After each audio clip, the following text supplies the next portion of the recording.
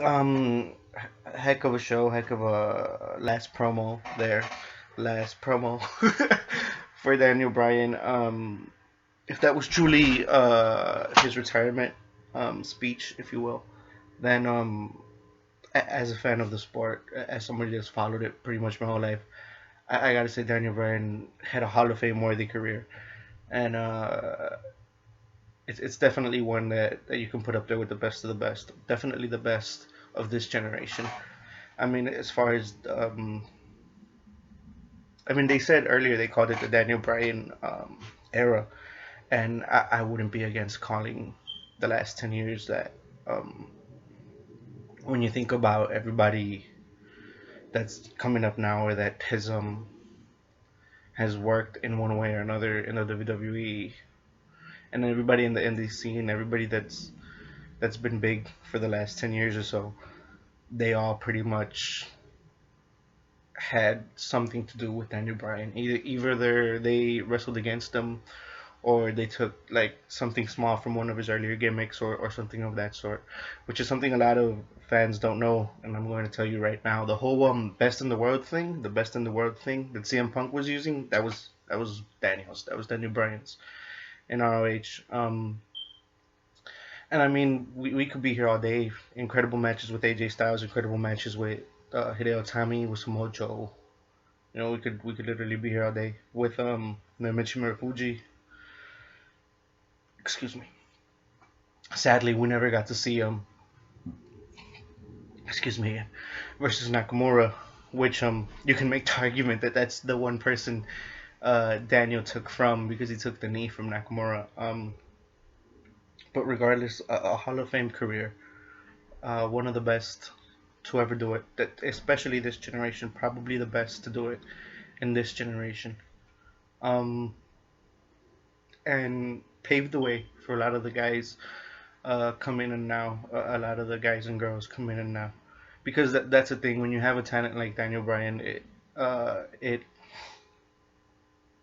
it changes the landscape of the business because now everybody understands wrestling a little bit better because of how he wrestled. And with watching Daniel Bryan, you understand better. You understand more clearly. You say, okay, that's what wrestling is supposed to look like. That's a technical wrestler, and he has the charisma, and he has the catchphrase. You know, he had it all really. um, so everybody coming up now, you know, they have something to strive forward and to like he's the standard at least in America, you know, for American pro wrestling. And besides that, everybody now knows what a good match is supposed to look like because Daniel Bryan never really, from what I recall, I would say his average per match would be like a 4. Like I don't think I've ever seen him put in something less that was less worthy of a 4 star. He really has a lot of great matches under his belt. The argument about classics can be argued, um, but he had a fantastic career. I was teary eyed during the speech. I think it was a great promo. He threw in a great cheap pop, but I mean he's from Seattle, so I don't think that was necessarily a cheap pop. Um, and overall, it was a great showing. I'm happy that I wouldn't say I'm happy. I'm grateful that he decided to retire now, and I'm grateful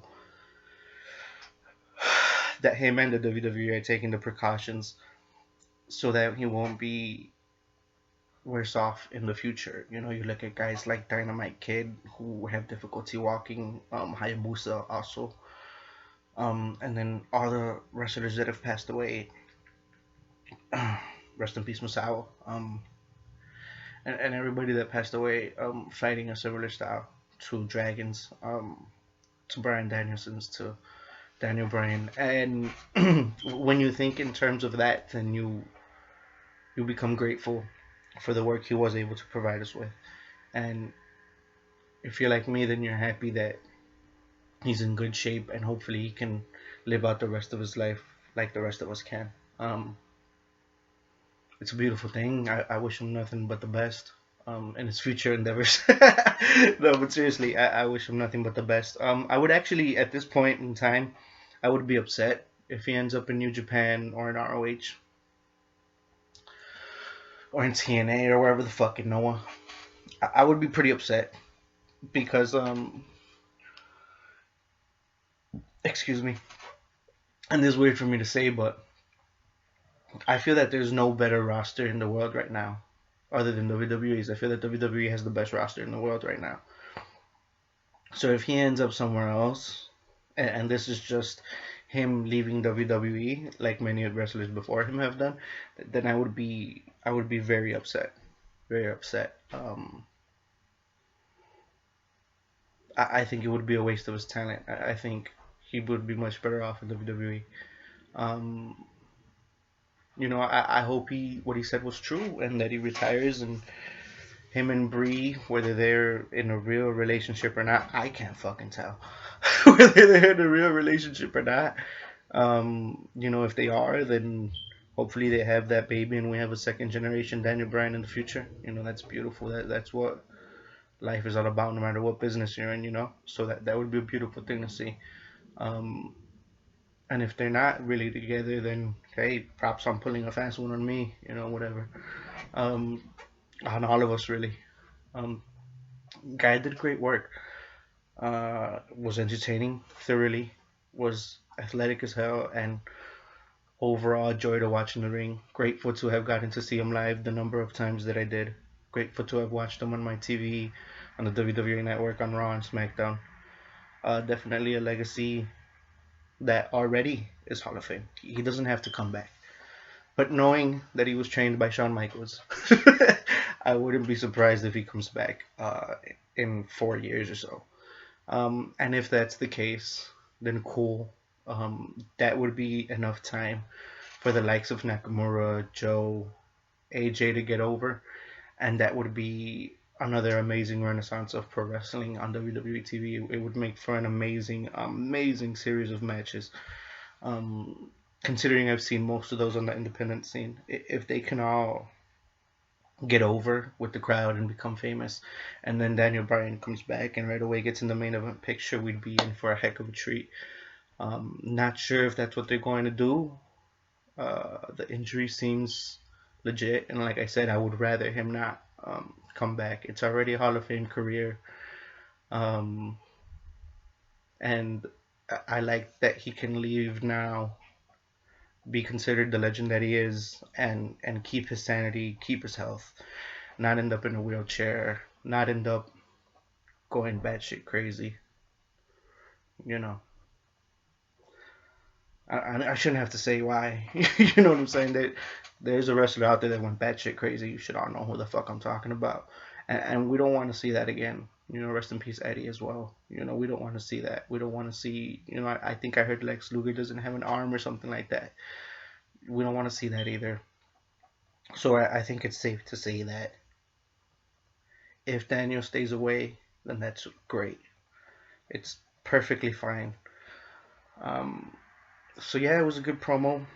I think those are my final thoughts. Um, Great show. Actually, Raw overall it was pretty good. I'm happy that Dudley's turned heel. Um, Overall, pretty good show. I hope that Uso isn't injured because that's the last thing WWE needs right now. And with Bryan officially out of the picture, WrestleMania is kind of up for grabs.